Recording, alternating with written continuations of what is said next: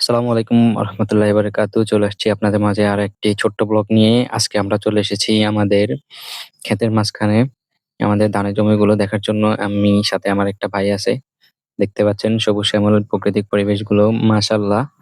ধানের জমি দেখে মনে হচ্ছে যে এবার ভালোই ফলন হবে। বাকিটা উপরওয়ালাই জানে। ধান বের হওয়ার পর পুরোপুরি বুঝতে পারবো। দেখতে পাচ্ছেন ধান ক্ষেতের মাঝখানে ২ একটা করে ধানের চারা বের হইছে এখনই। ইনশাআল্লাহ আশাবাদী আমরা যে ১০-১২ দিনের মধ্যে পুরোপুরি ধানের চারাগুলো বের হয়ে যাবে। দেখতে পাচ্ছেন আপনারা। মাশাআল্লাহ ধানের চারাগুলো দেখুন। এবার ১ম আমাদের ধান লাগানো। এর আগে কখনো আমরা লাগাই নাই।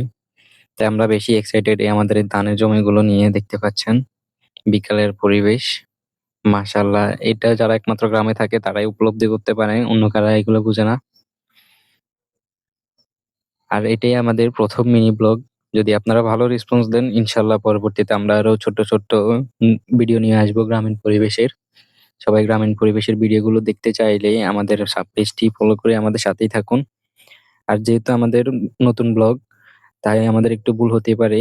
আমাদের কোন জায়গাগুলো ভুল হচ্ছে আপনারা আমাদের একটু বলে দিবেন। আর আমাদের সাথে থাকবেন, সাপোর্ট করবেন, ভালোবাসা দিবেন। আপনারা ভালোবাসা দিলেই আমরা নতুন ভিডিও করতে উৎসাহিত হব।